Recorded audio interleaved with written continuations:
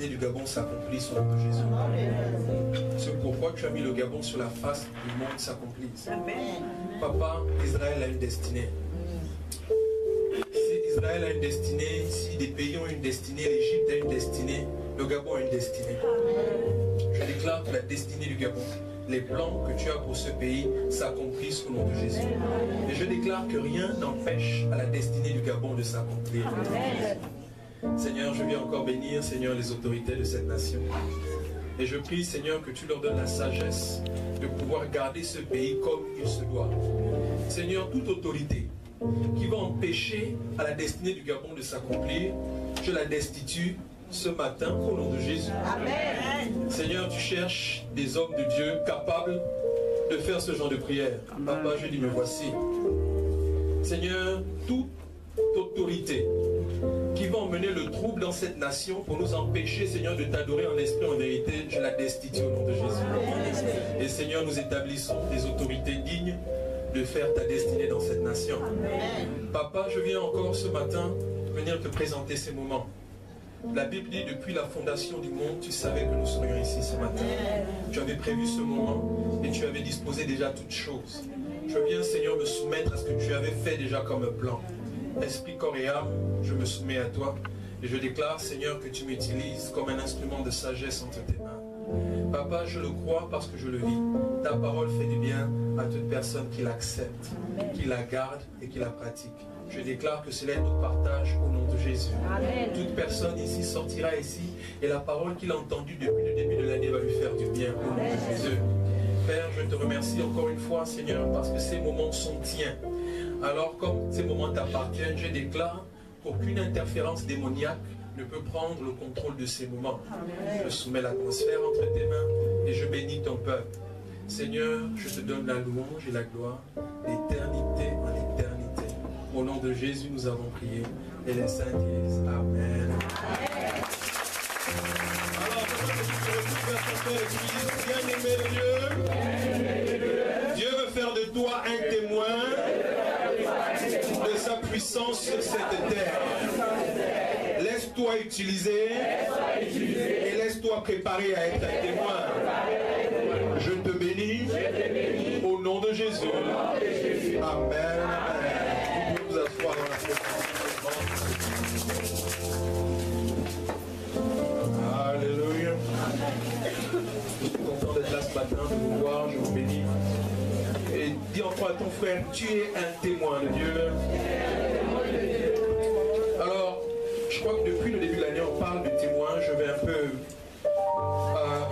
définir ce qu'est un témoin. Je vais parler un peu du témoin. Et je vais parler, le titre de mon message, c'est les différentes sortes de témoins. Alors, il faut que vous compreniez ce qu'est un témoin pour pouvoir témoigner. Et il faut que vous compreniez quelle est l'importance du témoin aux yeux de Dieu. Dis à ton frère, tu as de l'importance aux yeux de Dieu en tant que témoin. Alors, le titre de mon message, je disais, on va aller vite, les différentes sortes de témoins. Et j'aimerais que vous écriviez une définition. Vous allez mettre un témoin. C'est quelqu'un qui atteste d'un fait, d'un événement. Alors, je vais donner la définition, on va aller étape par étape sur tout cela. Quelqu'un qui donne, ça c'est la première définition que j'ai donnée. La deuxième définition, c'est quelqu'un qui donne des preuves spécifiques à celui ou celle qui témoigne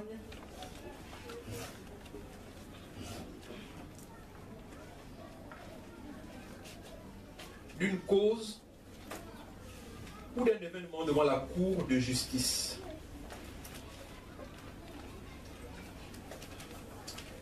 Troisième point, vous avez noté le deuxième? D'accord, je reprends. Définition 1. Un témoin, c'est quelqu'un qui atteste d'un fait, d'un événement. Deuxième, c'est quelqu'un qui donne des preuves spécifiques. C'est celui ou celle qui témoigne d'une cause ou d'un événement devant une cour de justice. C'est quelqu'un qui assiste à une transaction et témoigne qu'elle a bien eu lieu. C'est quelqu'un qui assiste à une transaction et témoigne que la transaction a bien eu lieu. Ici, on va en parler un peu. Vous savez, il y a des gens qui vendent des terrains et parfois qui appellent d'autres pour témoigner du fait que ça leur appartient. Ou quand vous vendez une voiture au Gabon, on va vous demander d'apporter un témoin. On appelle ça en anglais le third party. Une troisième personne qui va témoigner que l'acte a bien eu lieu. C'est quelqu'un, je reprends, qui assiste à une transaction. Alors, comme on parle de la Bible, j'aimerais que vous écriviez en parenthèse une transaction physique ou spirituelle. Parce qu'il y a des transactions spirituelles. Dis à ton frère, il y a des transactions spirituelles. Il y a des choses que vous ne voyez pas qui se passent dans le monde spirituel. Alléluia. Il y a des transactions spirituelles. La Bible dit que les mages ont été témoins d'une transaction spirituelle. Avant que les mages n'arrivent à Bethléem, ils ont vu l'étoile de Jésus briller dans le ciel. L'enfant n'était pas encore né, que eux, ils savaient déjà que l'enfant allait arriver. Et ils sont venus avec des biens, et ils ont déposé ça au pied de la mère et du père, disant que, oh, nous avons été témoins d'une transaction spirituelle. Dieu est venu en chair sur la terre, et à cause de cela, nous voulons témoigner de cela avec nos présents. Amen. Donc il y a des transactions spirituelles. Dans le monde spirituel, quand une transaction se passe, Dieu a besoin d'un témoin. La Bible dit, rien n'arrive sans que Dieu ne le révèle à ses prophètes. Le seul souci, c'est que les témoins sont distraits.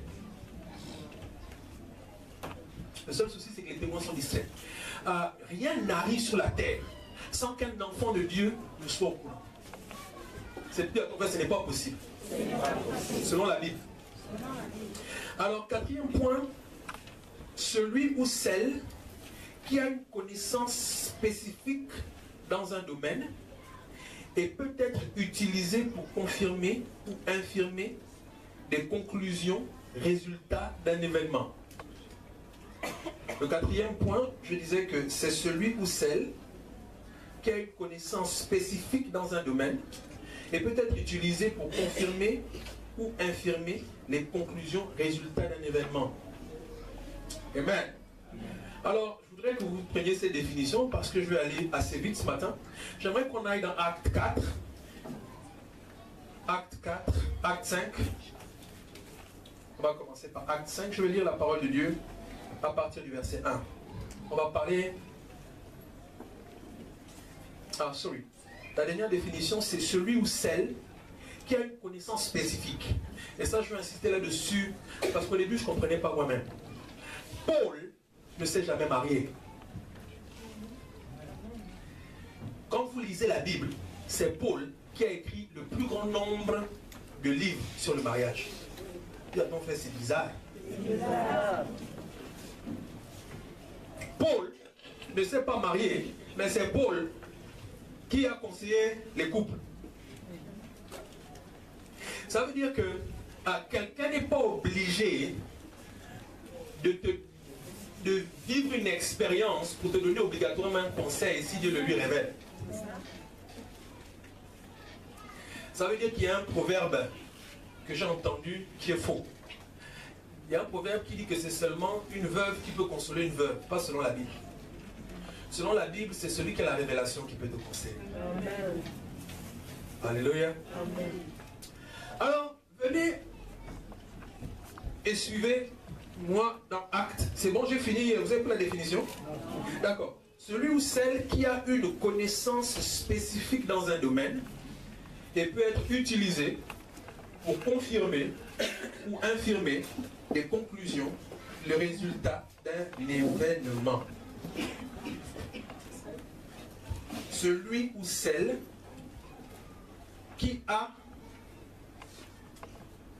des connaissances spécifiques dans un domaine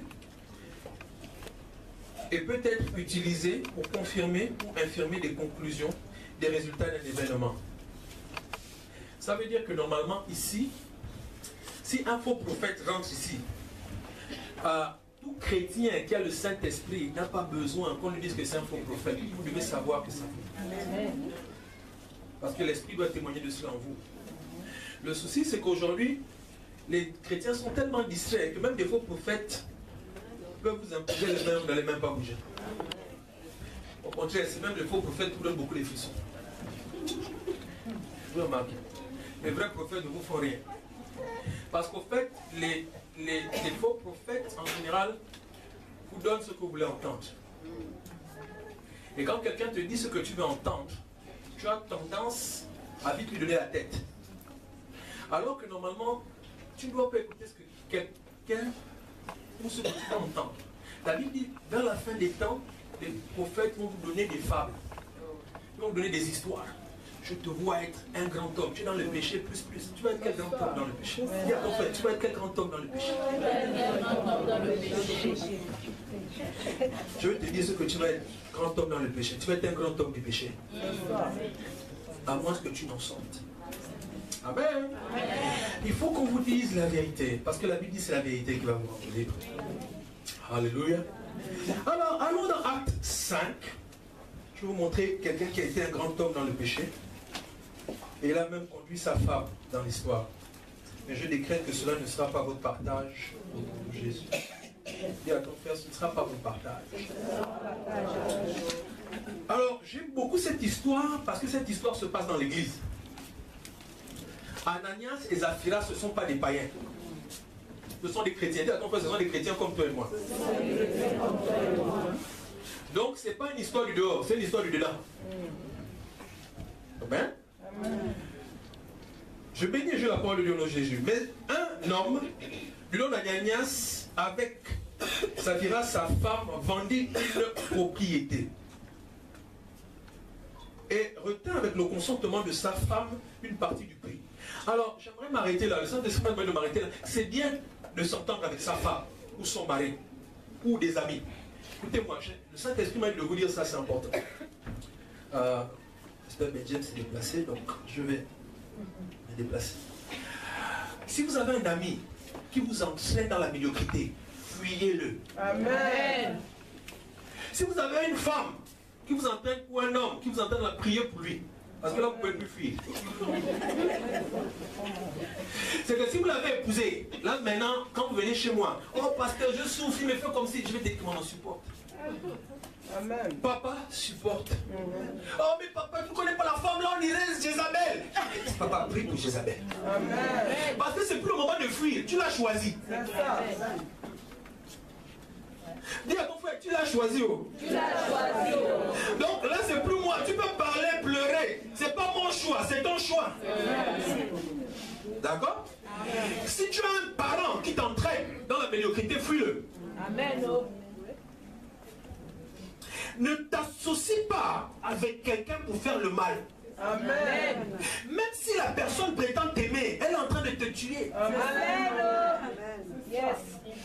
Je bénis Dieu pour les gens qui sont autour de moi. Dieu m'a donné des amis, j'aime mes amis. Et je bénis Dieu pour mon épouse. Elle me dit la vérité. Vous savez le danger avec des gens qui vous disent seulement ce que vous voulez entendre, ils ne vous emmènent pas dans votre destinée. Amen. Vous savez, j'avais un maître quand j'étais au primaire. C'était un maître dur. Pas seulement dur, il savait nous former. Et les résultats qu'il attendait de nous, on le payait. Après, c'est nos destinées. Ce maître voulait le meilleur de nous. Pas parce que nos vies allaient l'impacter d'une manière spéciale, mais parce qu'il voulait nous emmener dans notre destinée. Amen. Vous savez, chacun d'entre nous, inconsciemment ou consciemment, nous combattons notre destinée. La Bible dit que personne ne veut faire le plan de Dieu. Si vous rentrez dans le plan de Dieu, c'est parce que Dieu vous a fait grâce. C'est pas parce que vous le voulez.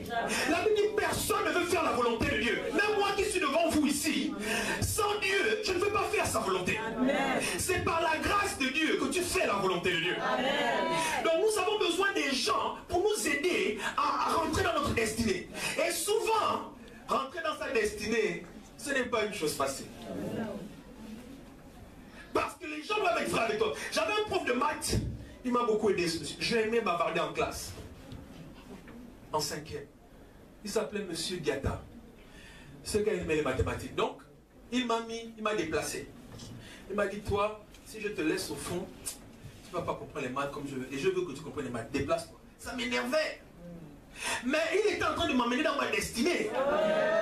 Parce que s'il m'aurait laissé au milieu des gens avec qui je bavardais, je n'aurais jamais suivi son cours de maths. Le problème entre beaucoup de vous, c'est que vous voulez que Dieu vous laisse dans votre médiocrité. Mais Dieu vous aime tellement que même quand vous voulez rester dans votre médiocrité, il va créer un moyen de vous en sortir au nom de Jésus. La chambre, c'est fait pour faire du bien. Amen.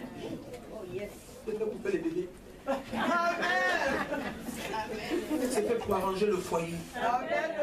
C'est fait pour organiser l'argent pour faire les dépenses. C'est fait pour aider. La Bible dit qu'un lit conjugal et la chambre doivent être honorés. Amen. Quand vous rentrez, vous savez, Docteur O est venu vous prêcher ici, cette femme. Je crois que les hommes devaient être là. Quand on rentre dans sa chambre, on rentre dans un sanctuaire. Amen. Oh yes. Vous savez, vous rentrez dans votre chambre, certains d'entre vous n'avez pas de révélation de où vous dormez. La Bible dit que Jacob a vu les anges monter et descendre du ciel à un endroit où il a dormi. Amen. Amen. Dans votre sommeil, Dieu vous visite. Amen. Et en général, vous dormez où? Donc en général, Dieu vous visite parfois même plus dans la chambre qu'à l'église. Il y a des gens ici, vous êtes venus à l'église depuis des années, aucune vision. Maintenant que vous fermez l'œil, vous voyez tout. Amen. Amen. Donc considérez votre chambre de manière différente aujourd'hui. Les voilà maintenant en couple. Je ne sais pas si j'étais dans la chambre, mais je crois que c'est là-bas où les couples discutent. Normalement, un couple discute dans la chambre. Si vous êtes maintenant un couple qui discute dehors, vous n'êtes plus un couple. Vous êtes découplés. Parce que normalement un couple veut dire intimité, veut dire un. Ça veut dire que ce qu'un couple fait, le peuple ne doit pas le savoir. Mais si tous les problèmes du couple sont dehors, c'est que vous n'êtes plus un couple. Vous êtes maintenant versé dans la ville. Il y a des couples qui sont contents. Tu cours. Ah, mon mari m'a fait ça, ma femme m'a fait ça. Il y a ton fait que reste un peu chez toi, prie. Amen. Vous êtes pressé d'aller trahir le mari. Au fait, ça dit, ton fait, ça ne t'honore pas. Il y a des gens qui vont même jusqu'à parler de l'intimité de leur mari en public. L'intimité de leur femme en public. Il y a quelque chose qui ne va pas. Quelque chose qui ne va pas. C'est un bandit, mais il savait faire les choses. Dans le banditisme, il savait que quand on fait le banditisme, on fait ça à deux. Je brise ça sur nos vies en tant que chrétiens. Asseyez-vous pour faire des plans où vous construisez. Où vous investissez. Asseyez-vous pour dire, chérie, cette fin du mois, on enlève telle somme pour la construction de l'église. Telle somme pour aider un frère. Telle somme pour faire ça. Mais ne commencez pas à vous asseoir pour mentir au Saint-Esprit. Amen. Ne faites pas ça. Écoutez, ne faites pas ça. Ne faites pas ça. Dis à ton frère, ne fais pas ça. Ne fais pas ça. Ne fais pas ça. Ne fais pas ça. Pourquoi Dieu nous donne cette histoire? Vous savez, chaque histoire qui est dans la Bible est un témoignage pour enseigner l'Église. Amen. Vous savez, quand Dieu... Moi, je me suis toujours demandé, mais Dieu, tu dis en gros dans la Bible que David, c'est l'homme selon le cœur de Dieu. Mais pourquoi tu permets qu'on sache qu'il est tombé dans le péché? Parce que Dieu voulait nous prévenir tous que ce n'est pas parce que tu es un homme selon le cœur de Dieu que tu ne peux pas tomber. Chaque histoire est là pour un but. Ananias et Saphira est là pour un but. Il dit que cette histoire est là pour moi. Cette histoire est là pour moi. Elle est là pour m'édifier. Elle est là pour m'édifier. Elle est là pour m'édifier moi aussi. Amen. Alors écoutez ce que la suite va être. Il dit, sa femme, pour une partie du prix. Puis, il apporta l'autre partie et la déposa aux pieds des apôtres. Ne venez rien déposer aux pieds de maman pasteur, aux pieds de pasteur enjoigné, pied faux. Amen. Je vous laisse parler ça, parce que vous ne comprenez pas souvent ce qui se passe à l'église. Si vous mentez, vous savez, il y a des gens qui veulent toujours voir maman pasteur ou voir les pasteurs. Écoutez-moi, si vous venez nous mentir, ne venez pas. Ne venez pas déposer à nos pieds des faux témoignages. Amen. Ne venez pas déposer à nos pieds des fausses histoires. Parce que vous vous condamnez. Vaut mieux que vous restez. S'il y a des gens, tu n'as rien à dire. Moi je dis toujours que si tu n'as rien à dire, siffle. Tu sais, il y a des gens qui ne peuvent pas maîtriser leur bouche. Si la bouche ne parle pas, ils ne sont pas tranquilles. Donc,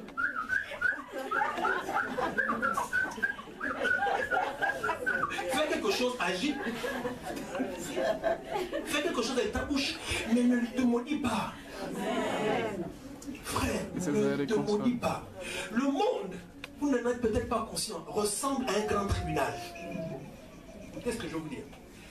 Chaque fois que nous allons dehors et que nous ouvrons la bouche, Dieu me disait ça encore hier, Dieu nous justifie ou nous condamne par rapport à ce que nous disons. Amen. Comment Jésus est appelé dans la Bible? L'un des noms de Jésus. La parole, mais sur le plan légal, justice. On donne un nom à Jésus. Juste juge. Juste juge, amen. Mais il a un autre nom. On l'appelle notre avocat. Écoutez, si Jésus, c'est notre avocat, et que nous sommes le corps du Christ, dis à ton frère, tu es un avocat. Je reprends. Parce que vous ne savez pas ce que vous êtes. Beaucoup d'entre vous, vous ne savez pas ce que vous êtes. C'est pourquoi vous jouez avec vous. Si Jésus est un avocat, et que tu es le corps du Christ, ça signifie que tu es un avocat. Amen. Je reprends. Si Jésus est l'avocat de l'Église, et que toi, tu es un avocat, ça signifie normalement que toi-même, tu es un avocat. Amen. Mais tu es avocat de qui? Tu es avocat pour le royaume. Ça signifie que tu dois être prêt à défendre la cause du royaume. Hein? Tu dois être prêt à chaque fois. Vous savez, il y a des gens qui parlent autour de vous du royaume en mal. Dès que quelqu'un, même quand je suis dans le taxi, je commence à prier. Dès que quelqu'un commence à critiquer, la dernière fois j'étais dans un taxi. Le gars a commencé à dire, les pasteurs là, il a commencé à nous critiquer fort. Mon cœur a commencé à chauffer. J'ai dit, Seigneur, attrape. J'ai tenu 2 minutes. J'ai dit, Seigneur, fais le taire. Il n'arrivait pas à se taire. J'ai dit, oh, là, je suis obligé d'être un avocat. Amen. C'était un père de famille qui défendait le fait qu'au Gabon, maintenant, il y avait trop d'églises. Et que de ce fait, on devait maintenant fermer certaines églises. Je le dis, aujourd'hui, il y a des bâtiments que nous tous on connaît qui sont ouverts à étage. Climatiser, ça ne choque personne. De certaines religions. Mais il n'y a que nous qui embêtons les gens. Dis à ton frère, tu embêtes les gens parce que tu es un avocat. Vous savez, en général, quand quelqu'un arrive devant les gens et que vous allez être accusé. Il y a une femme qu'on a trouvée en pleine position d'adultère. Les gens ont couru chez Jésus. Jésus a pris le bic. Jésus était fort. Jésus, c'est un vrai avocat. Amen. Jésus, on a amené la femme. On a dit, Jésus, elle a péché. L'homme, on l'a libéré. Alors qu'il était dedans. Mais vous savez, même si aux yeux des hommes, il était libéré, Dieu l'a géré. Amen. Alors, Jésus est descendu. Il a dit, bon, on ne répond pas à un cas d'accusation sans écrire. L'accusé, femme, attrapée ici. D'accord? Quand on l'attrape ici, on l'amène devant la cour. Devant moi, qui suis l'avocat défenseur. Mais maintenant, les gens qui l'amènent là, c'est qui? On met accusateur en chef. Parce qu'il n'était pas... Il n'y avait pas une personne, il y avait un groupe de personnes. Accusateur en chef. Dans accusateur en chef, la Bible les appelle du petit jusqu'au plus grand. Et je me suis rendu compte qu'on peut être petit et être déjà un accusateur. C'est qu'il n'y a pas d'âge pour être déjà utilisé par l'ennemi. La Bible appelle l'accusateur des saints le diable. Dès que tu passes ton temps à être un accusateur d'un frère ou d'une soeur, tu ne fais plus le travail du royaume, tu fais le travail du diable. Je prends ça doucement. Si tu passes ton temps à accuser un frère ou une soeur, tu ne fais pas le travail de Dieu. Tu fais le travail du diable. Amen. Jésus écrit. Donc, elle arrive, la femme pleurait, elle ne dit même pas un mot. Jésus, il écrit, il change la destinée de la femme. Après, il se lève. Il dit, bon, allez, que celui qui n'a jamais péché lance en premier le caillou. J'aime en premier. Parce qu'il y a des gens qui, quand ils doivent jeter le caillou, quand ils sont en groupe, c'est facile. Yes. Mais quand on lui dit maintenant, viens parler seul. Oh, moi je n'étais pas dedans. Je n'étais pas là. Moi j'ai passé seulement, j'ai entendu. Mais j'ai entendu, pourquoi tu n'es pas quitté? Mais j'observais seulement parce qu'on accusait la femme. Je voulais voir ce qu'elle allait devenir d'elle. Si on allait la lapider, ou si quand Jésus allait parler, on allait la libérer. J'ai dit bon, jeter le caillou. Regardez les accusateurs. Un à un. La Bible dit du plus petit au plus grand. Il y a un qui a dit s'il commence à montrer pour moi, je suis foutu.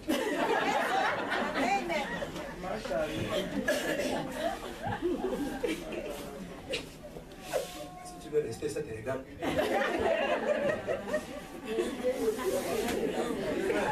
L'autre a vu comme ça. Ah, au Gabon, on a une expression qui exprime bien ça. Ils ont enlevé le corps.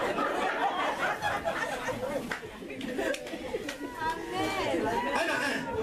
La Bible dit, Jésus est fort. Hein? Il a parlé et puis après, il fait comme s'il n'a rien dit. Il écrit encore. Il dit bon, ceux-là, il ne faut pas que je les regarde, sinon nous aurons liquidé.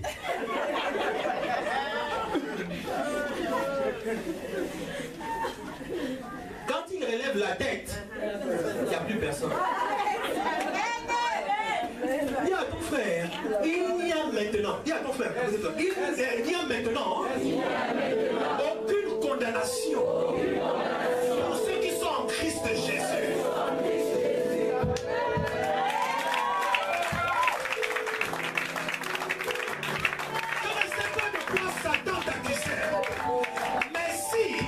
Tu es un enfant de Dieu, aucune condamnation d'un homme ne peut t'atteindre.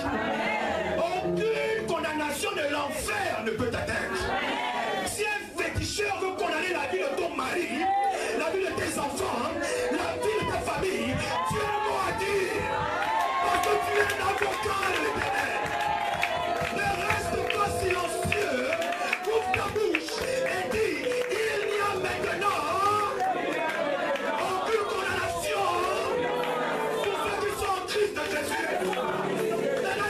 écoutez-moi.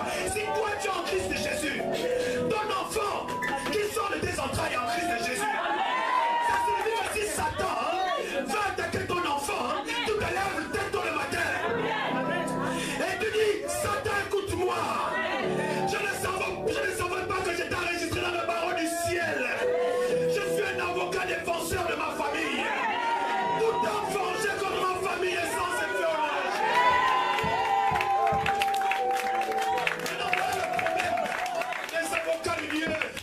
les avocats de Dieu restent silencieux.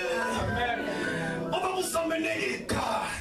Qu'est-ce que vous dites quand on vous emmène votre enfant? Qu'est-ce que vous dites quand on vous emmène votre mari? Qu'est-ce que vous dites quand on vous emmène votre femme? Qu'est-ce que vous dites quand on vous emmène un frère de l'église? Demande à ton frère, qu'est-ce que tu dis? Parce que ce que l'on dit fait la différence. Je ne dis pas que Satan ne va pas emmener quelqu'un. On va emmener quelqu'un. Mais Dieu cherche un avocat. Quelqu'un qui se tient à la brèche. L'avocat, dans la cour de justice, est entre toi et la prison. C'est que si l'avocat, est-ce que vous savez qu'un avocat méchant peut t'emmener en prison? Même si tu as raison. S'il ne veut pas te défendre, tu peux faire une prison alors que tu ne la mérites pas. Amen. Alors que si tu es un bon avocat, quel que soit, vous savez pourquoi les riches vont rarement en prison? Parce qu'ils se payent les meilleurs avocats. Amen. Un avocat peut faire retarder une procédure judiciaire. Amen. Vous savez, ici à l'église, vous ne savez pas ce que vous avez, l'église. Vous ne savez pas ce que l'on a. Ici dans cette église, il y a des cas que nous, Satan a décrété par exemple qu'un frère de l'église ou une soeur ou un enfant doit être détruit. La Bible dit que si deux s'accordent, il ne demande même pas sans avocat. Il dit si deux s'accordent et disent l'enfant tel, la Bible n'a pas besoin d'être de ta famille. Est-ce que pour être avocat, il faut seulement être parent? Non. Est-ce que pour être avocat, il faut être ami? Non. Vous savez, souvent à l'église, vous avez du mal à prier pour certaines personnes parce que vous ne dites pas tout bonjour. Ça montre une immaturité spirituelle. Vous savez, on est dans une petite église. Cette église va atteindre 1000, 2000 personnes. On va arriver à un point où on ne se connaîtra pas tous. Mais ça ne veut pas dire que parce que je ne connais pas le frère de manière personnelle, je ne peux pas venir le défendre. Est-ce que vous comprenez? On a encore une petite église où, dans cette petite église, bon, on est là assis, donc je connais. Mais il y a un moment où, quand l'église sera tellement grande, on ne pourra pas tous se connaître. Amen. Et à ce moment, vous savez, Dieu va prendre des avocats dans l'église. C'est les gens qui intercèdent et puis disent, Seigneur, je suis ici, montre-moi tel. Automatiquement, Dieu va te révéler. Il y a un livre que j'ai lu. Le titre, c'est le Sadhu Sundar Singh. Oh, lisez ce livre. C'est un Indien qui était consacré. C'est l'un de mes livres préférés. C'est un Indien qui était consacré à un musulman, fils d'une famille riche. Et il a brûlé la Bible. Oh, ne faites pas certaines choses. Quand il a fini de brûler la Bible, Dieu a dit, bon, comme tu as brûlé la Bible, tu vas devenir une Bible. Tu vas partir, à cause de toi, on va te bastonner. À cause de la Bible que tu as brûlée là, on va te bastonner partout. Tu vas aller au Tibet. Il est allé au Tibet. Au Tibet, on lui a mis une peau qui sèche. C'est une torture. On met la peau, ça sèche sur tout et ça t'étouffe. Et on l'a jeté dans un puits. Et on lui casse les bras parce qu'on s'est dit qu'il peut sortir. Quand il est là-bas, un ange arrive le faire sortir. Que papa, tu n'as pas encore fini de plaider pour la cause de Dieu. Il y a certains d'entre vous, je vous dis déjà, la maladie ne va pas vous tuer. Amen. Vous avez des cas que vous devez encore défendre. Amen. Donc Dieu sait qu'il n'y a pas meilleur avocat que toi. Donc tu vas rester en vie au nom de Jésus. Tu ne restes pas en vie pour toi, mais tu restes en vie parce que tu vas défendre le cas de quelqu'un.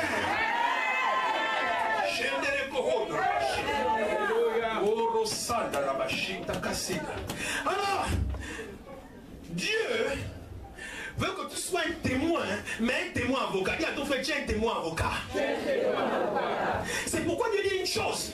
Il y a un problème avec nous. Il dit, n'allez pas témoigner de moi sans connaître la loi. Pourquoi? Parce que quand tu te tiens devant Satan, Satan connaît la loi. Maintenant, toi, tu veux défendre quelqu'un, tu ne connais pas la loi. Comment vas-tu répondre en cours de justice? Il y a des gens qui disent, j'ai suivi, souvent, je suis sur les films de justice. Il y a un qui dit un jour, dans un film que j'ai suivi, je veux me défendre moi-même. On a dit, vas-y. Mais on lui a dit, ah papa, avant de te défendre, est-ce que tu connais la loi? Parce qu'en cours de justice, on ne dit pas, juge, je suis fâché. On m'accuse, c'est faux. Moi, j'ai les preuves. Non, c'est pas comme ça.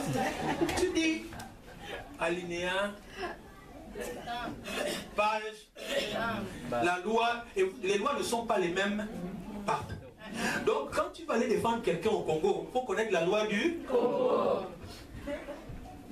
La loi du Congo dit, lui, il ne peut pas comme ci, comme ça. Si tu viens au Gabon, tu dois connaître la loi du Gabon.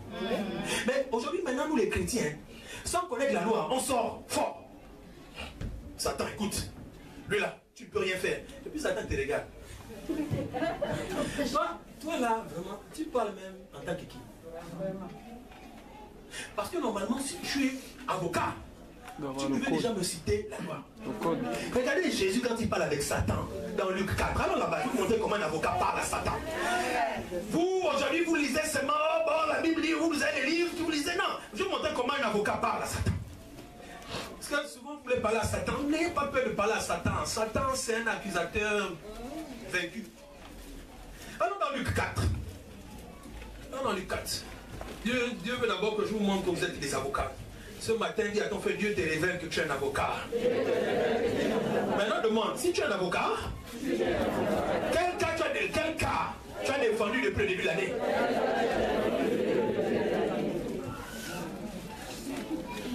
Est-ce qu'il y a quelqu'un que tu as défendu? Ou tu es seulement sur le banc des accusateurs? Parce que tu ne peux pas être un avocat du ciel et ne pas défendre. Jésus nous a montré l'exemple. La femme est venue, elle dit non, calme-toi. Et Jésus n'a pas dit, écoutez-moi bien, Jésus n'a pas dit que la femme n'avait pas péché. Il n'a pas dit que la femme n'avait pas péché. Mais Jésus a dit, parmi vous, celui qui n'a pas péché n'a qu'à devenir juge. Et il a dit, prends le caillou que tu veux. C'est Jésus est bon. Hein. Vous savez, chacun jette sur l'autre le caillou qu'il veut. La dernière fois, je pensais à ça. Je me dis, quand on tuait les gens à l'époque, chacun prenait le caillou en fonction de la tâche de l'histoire. Ça veut dire que si l'histoire te fait mal, tu prends le gros caillou. Si ça te fait pas mal, tu prends le petit caillou. Vous soyez des avocats défenseurs capables de vous battre pour les cas des autres.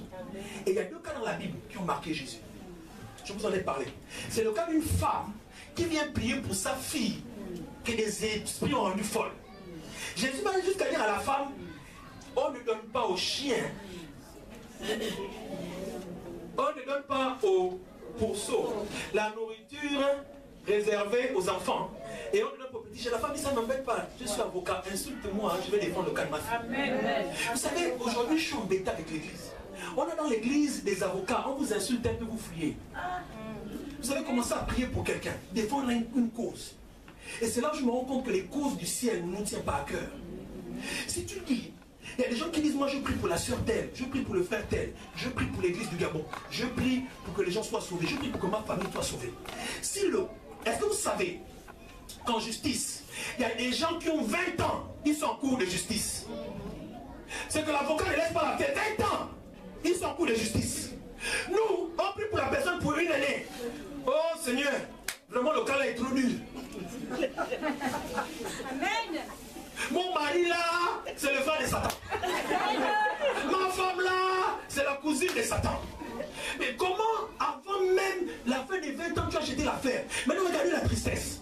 La tristesse, et je vais vous dire ça aujourd'hui, chacun de nous aura besoin un jour d'un avocat. Amen.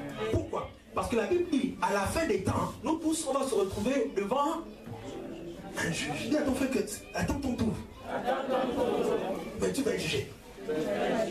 Je serai jugé, tu seras jugé. Et vous voyez, ce qui est marrant, c'est que comme ça va se passer à la fin des temps, on est tranquille. Moi, le souci avec Dieu, c'est qu'on vit une vie sans être conscient qu'on va nous juger pour la vie qu'on vit. C'est que, surtout quand on est petit, je me rappelle quand j'étais adolescent, je faisais le mur, je faisais le chaud, mais je n'avais pas conscience que je vais être jugé pour cette vie-là. Dis à ton frère, tu vas être jugé pour la vie qui t'a été donnée. C'est bien d'être en vie, mais tu seras jugé pour la vie là. Non, dis pas, vous n'avez peur maintenant de dire ça. Non, dis. Non, n'ayez pas peur, dis. C'est bien d'être en vie. Mais tu vas être jugé pour la vie là. La Bible dit, on va être pesé. Que, on t'a donné 70 ans, 100 ans de vie. 100 ans sur la balance, ça donnait quoi? Les frères, pesez-vous avant qu'on ne vous pèse. La Bible dit, jugez-vous avant qu'on ne vous juge. Le Sadou, je reviens à cette histoire, a déchiré la Bible après avoir fait tout le show qu'il a fait. Il a été utilisé comme arme fatale de Christ. Dieu a dit au Sadou, bon, à partir de maintenant, tu vas être un témoin spécial. Et j'aimerais arriver là. On n'est pas tous, au début je ne comprenais pas ça. On n'est pas tous témoins à la même enceinte dans le royaume de Dieu. Allons dans Luc 4. Je vais vous montrer comment vous devez vous comporter en tant qu'avocat. Ensuite, on va finir en allant vers la fin. Alors, dis à ton frère, tu es un avocat. Tu vas porter la robe. Quand tu es avocat, tu dois porter une toge. Vous savez, tu ne peux pas être avocat, tu vas t'habiller comme tu veux dans la cour de justice. Tu viens sexy. Est-ce que le juge, tu es celui des femmes? Sors. Tu te crois où? Tu viens au sauter. Avocat. Dis à ton frère que quand tu es un avocat, tu dois te prendre au sérieux.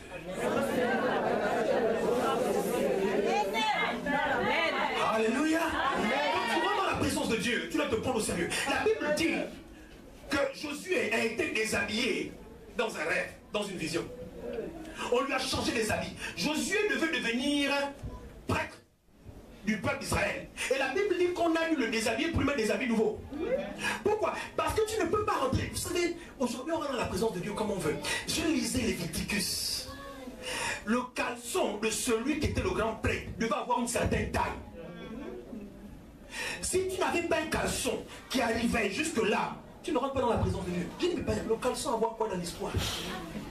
La personne venait te voir. Pourquoi tu regardes jusque là-bas? Et puis Dieu m'a dit, vous négligez les petites choses, mais ce sont les petites choses qui font la différence. Regardez, Dieu dit, il devait s'habiller avec tout le nom du peuple d'Israël sous la poitrine. Ça veut dire que quand, puisqu'il représentait le peuple d'Israël, il ne rentrait pas pour lui-même, il rentrait pour le peuple. Donc il devait avoir une certaine manière. Vous savez, les chantres dans l'Ancien Testament avaient une manière de s'habiller, de se tenir. Vous savez, aujourd'hui, on sert Dieu en s'affairien. Chez les Ivoiriens, on dit en s'affairien. Mais non, c'est pas comme ça qu'on sert Dieu. Quand tu sers Dieu dans l'église, tu dois te prendre au sérieux. Ton frère, prends-toi au sérieux. Allons dans Luc 4. Luc 4. Maman, c'est quand tu es là-bas? Vas-y, lis Luc 4.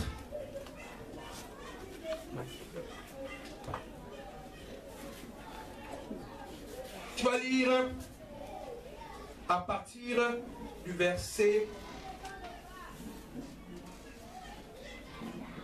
4. Non, lis à partir du verset 3.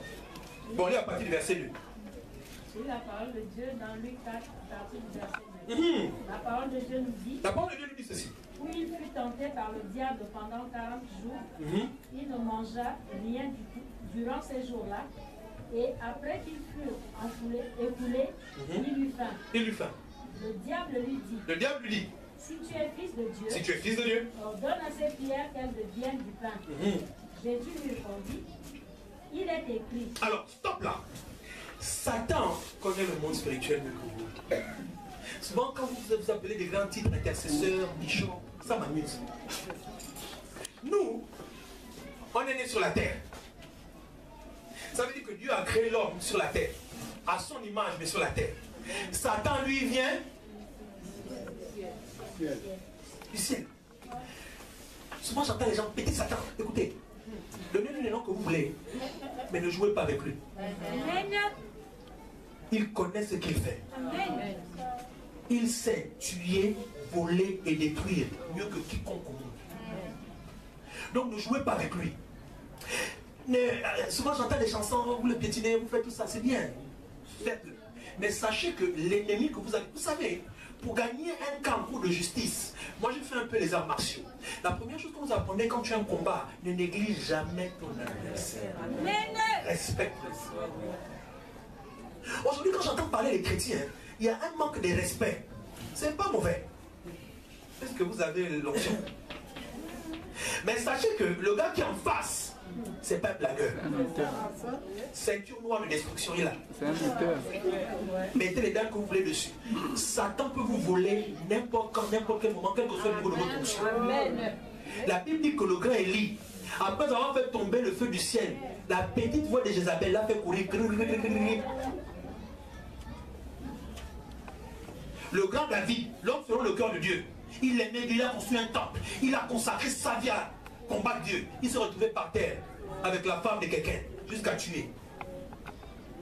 Jouez, mais ne blaguez pas avec Satan. Il sait ce qu'il fait. Quand Satan va dans une famille, c'est pas pour jouer. Quand Satan va dans une vie, c'est pas pour jouer. Quand Satan veut tuer, il tue pour le vrai. Amen. Donc quand vous venez en face de Satan, sachez contre qui vous avez affaire. Ne jouez pas, soyez sérieux. Satan peut rendre quelqu'un fou. Satan ne joue pas, les frères. Il ne sait pas jouer. Satan sait que son temps est compté. Il était conscient de ça. Regardez comment il arrive à Jésus. Il dit à Jésus, Jésus, tu veux jeûner. Je sais que là, tu as un plan pour me détruire. Et vous savez, nous aujourd'hui, on est forts. On fait des campagnes. C'est qu'on veut attaquer. Regardez, nous sommes la seule armée qui, quand on va combattre Satan, on met des affiches. On arrive de combattre. On fait les affiches. On prépare une campagne pour venir t'attaquer. C'est pas à l'église que j'ai vu ça. Le diable même se prépare pour nous accueillir. Il dit venez le 21 minuit, je vous attends. N'est-ce pas, vous voulez m'attaquer? Nous sommes la seule armée qui fait ça. Vous avez dit que vous avez dans la campagne. Et on fait une campagne d'évangélisation. C'est pas mauvais. Mais quand vous annoncez la campagne fort, passez aussi du temps fort dans la prière. Yes. Pourquoi? Parce que le corps de l'ennemi ne l'a pas. Quand j'étais dans un autre pays, il y a un monsieur qui est venu témoigner. Il venait d'une autre religion. Il dit les frères, j'étais payé chaque dimanche. Ils étaient dans une maison, louis-nogé, pour maudire les chrétiens. Il était payé pour vous maudire. Payé pour me maudire.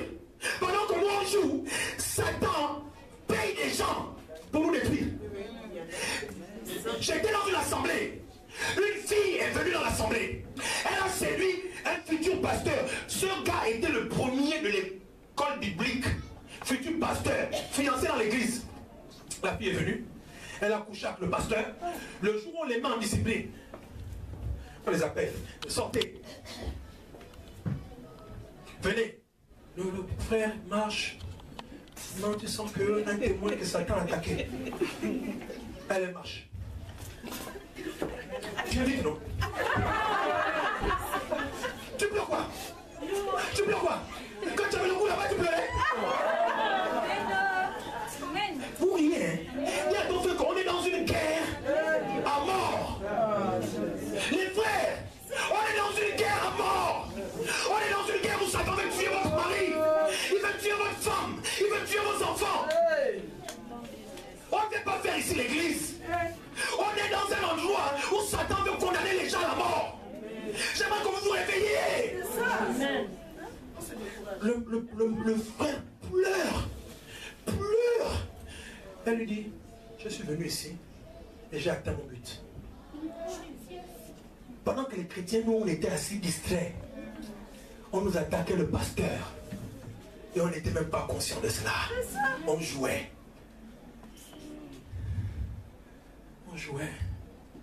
Il y a des gens qui viennent ici, pas pour assister au culte, ils viennent attaquer la femme. Mais nous devons veiller et prier. Vas-y, maman.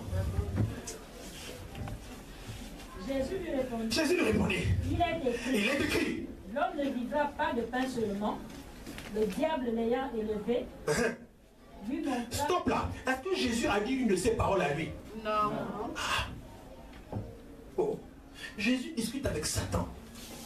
C'est lui Dieu. Au lieu de faire une dissertation philosophique, tu sais Satan, tu me connais. Je suis le pain de vie. L'étoile brillante du matin. Le nom de la tribu de Judas. Il dit, Satan, oh, toi je te connais. Tu connais comment ça marche dans le ciel. L'homme ne vivra pas de pain seulement, mais de toute parole qui sort de la bouche de Dieu. Arrêtez vos histoires de prier pendant des heures à répéter les mêmes choses. Prenez le livre de vie. Quand Satan attaque votre enfant, cherchez-moi tous les versets qui parlent de la bénédiction. Deutéronome 28 dit le fruit de vos entrailles est béni. Amen. Vous marchez avec ça. Tu cites le premier nom, tu cites le deuxième nom. Tu ne vois pas la Bible dit. À cause de cela, Satan lève les mains sur mon enfant. Regarde, l'enfant est dans le péché. On pleure, on s'élève, on jeûne, on tombe. Satan est toujours là. Les frères, depuis que je suis petit, il y a les délivrances au Gabon. Le Gabon n'a pas changé, ça empire. Dis à ton frère, si tu vas dans une direction, année après année, tu n'es pas arrivé. Tu peux un peu t'arrêter et te dire que peut-être le chemin que j'ai pris est mauvais. On est là au Gabon depuis des années. L'église est là. Je ne vois pas la différence. Je la cherche tous les matins quand je me réveille. Et je dis, Père, je veux être la différence au nom de Jésus. Je dis, je veux être cette différence. Les frères, on ne peut pas dire qu'on a Christ. Les gens meurent de maladie. On a Christ.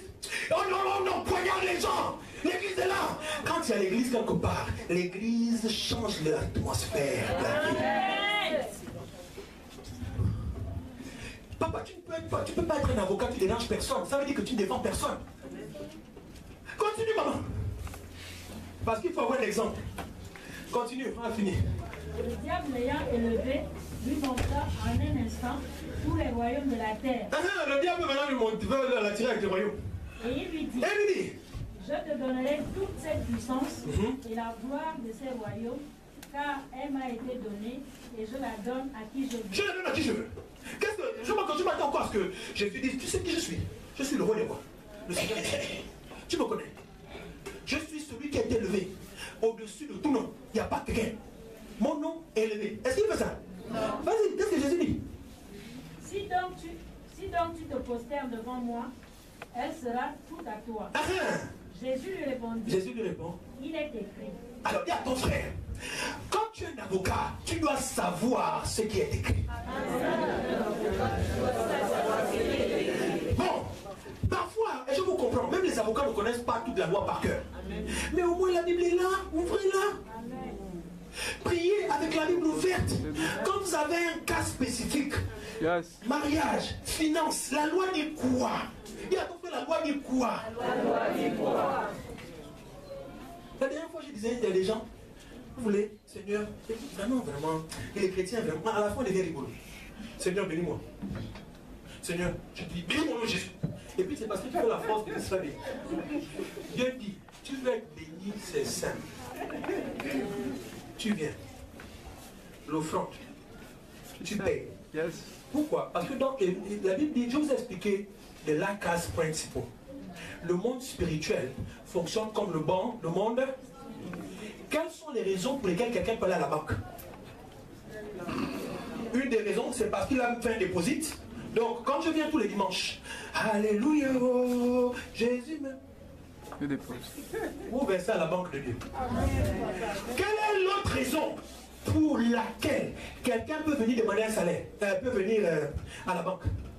Parce qu'on lui a envoyé son salaire. C'est pourquoi la Bible dit, celui qui travaille pour Dieu, tout ouvrier mérite un salaire. Maintenant, dis à ton frère, si tu ne travailles pas pour Dieu, ne me fatigue pas. Il y a des gens ici, vous ne travaillez pas pour Dieu. Vous venez seulement les dimanches, mais vous criez fort, vous voulez quel salaire? On ne peut pas compter sur vous pour quoi que ce soit. Quand on t'appelle, que papa on t'attend à l'église, parce que c'est compliqué. D'accord, il n'y a pas de palabre, mais on coupe aussi le salaire. Maintenant, quand tu dis on coupe, vous vous fâchez. Les frères, j'ai des besoins pour lesquels je ne prie pas. Je me lève le matin, j'ai un désir. Il y a 2 jours, j'étais là, je voulais manger quelque chose. J'avais laissé l'argent à la maison. J'ai dit, oh mon Dieu, si j'avais 10 000. Il y a une soeur qui arrive. On a grandi ensemble quand on était petits. Elle me dit, ah, j'ai mon enfant qui est malade. Tu es où? Je dis, tu es au boulot, oui, j'arrive. Elle emmène l'enfant. Tout d'un coup, elle me dit, en fait, depuis que je travaille, tu n'as jamais mangé mon salaire. My God. Je dis, non, je n'ai jamais mangé mon salaire. Elle me dit, c'est le jour pour toi de manger. Les frères, le chrétien ne recherche pas la bénédiction. Amen. La bénédiction suit l'avocat de Dieu. Amen. Fini, maman, le temps est fini. Le temps est terminé. Dis à ton frère.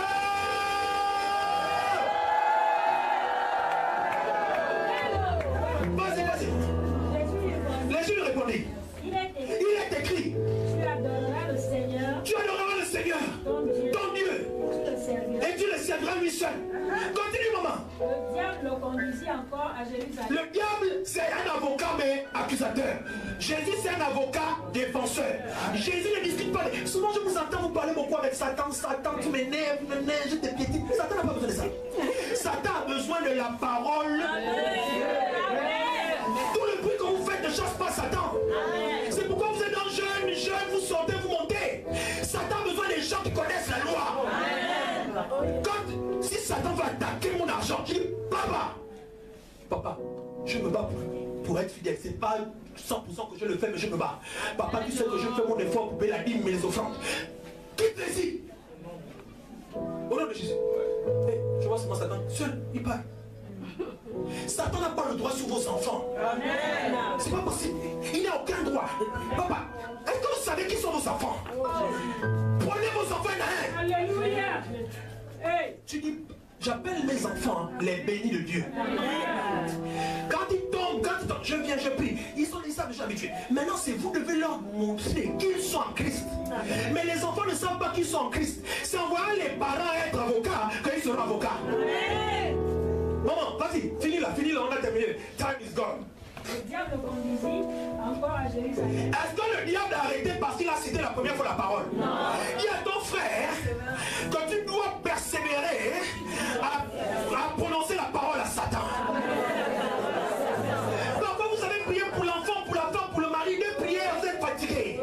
Satan ne se fatigue pas quand il doit tuer. Nous aussi on ne doit pas se fatiguer quand on doit apporter la vie. Vas-y maman. Le plaça sur le haut du temple. Il le met sur le haut du temple. Et lui dit, si tu es fils de Dieu, si tu es vraiment le fils de Dieu, jette-toi d'ici en bas. Alors, écoutez-moi bien. J'ai dit ça toujours aux enfants de Dieu. J'ai dit ça. Les hommes, quand elles se fâchent à la maison, disent, si tu es un homme, gifle-moi. C'est pas parce que tu la gifles que tu es. Gifle, je veux voir. Gifle, j'attends. Tu as dit que tu es un homme. Viens ici. Et là, c'est Satan qui essaie de t'essayer. Tu lui dis, maman, c'est Dieu qui a décidé que je suis un homme. Genèse a fait de moi un homme. Les femmes, le mari t'a dit, si tu es une femme, fais. Sors de là, tu vois si tu es une femme. Non, c'est pas parce que tu sors que tu es une femme. Quand il dit, regarde, il t'a fait ça, tu dis, regarde ici. Regarde ici. Regarde ça. Tu n'as pas besoin, quand tu es quelqu'un pour être ce que Dieu a dit que tu es. Alléluia.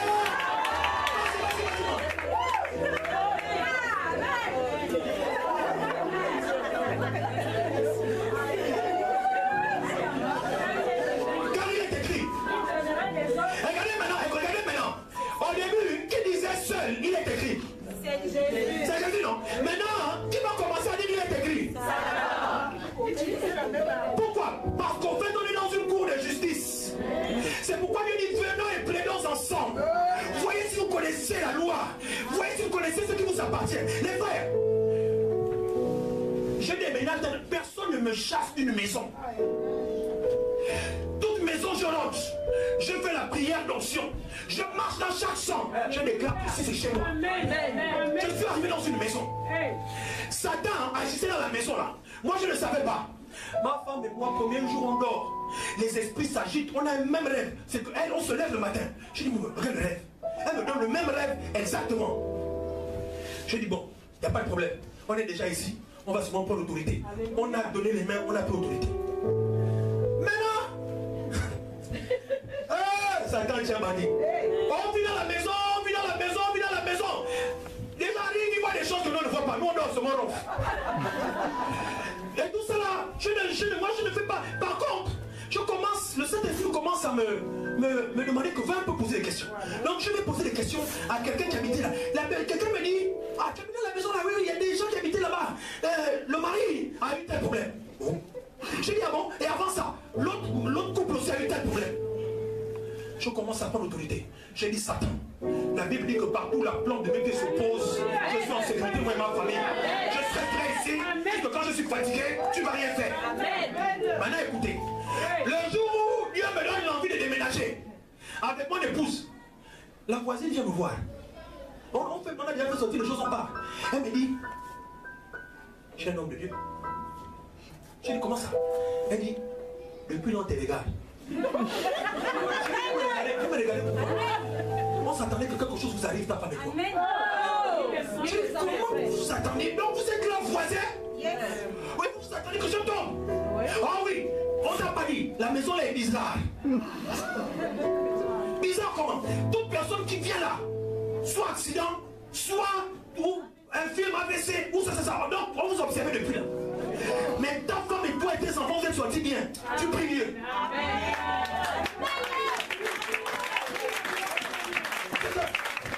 Je marchais, Dieu m'avait donné un témoignage, mais j'étais un peu fâché.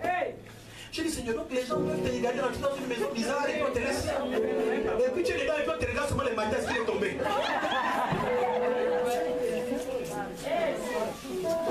Dis à ton frère, tu dois connaître ce qui est écrit dans le livre de vie. À ton sujet. Vas-y, maman, Satan dit qu'on finit là. Il va donner des ordres à ces anges. À ton sujet. Dis à ton frère, à partir d'aujourd'hui, je connaîtrai ce que Dieu dit dans la Bible, dans mon sujet. Vas-y, moi. de peur que ton pied ne heurte contre une pierre. Amen. Jésus lui répondit. Est-ce que Jésus a disserté? Écoutez ce que Jésus a dit. Il est dit. Il est écrit. Tu ne tenteras point le Seigneur ton Dieu. Maintenant, écoutez-moi. Ça, c'est Jésus. C'est pas un homme. C'est pas Pierre. C'est pas Jean. C'est pas Jacques. C'est Jésus. Il te montre comment on parle à Satan. Pourquoi tu veux changer? Parce que tu as notion. Jésus lui-même qui était Dieu, quand il arrive en face de Satan, sa seule prière, c'était la parole de Dieu. Amen. Toi maintenant tu changes. Ton frère, c'est pas comme ça. C'est pas comme ça. Sois témoin. Sois témoin. Comme Jésus. J'ai fini pour ce matin.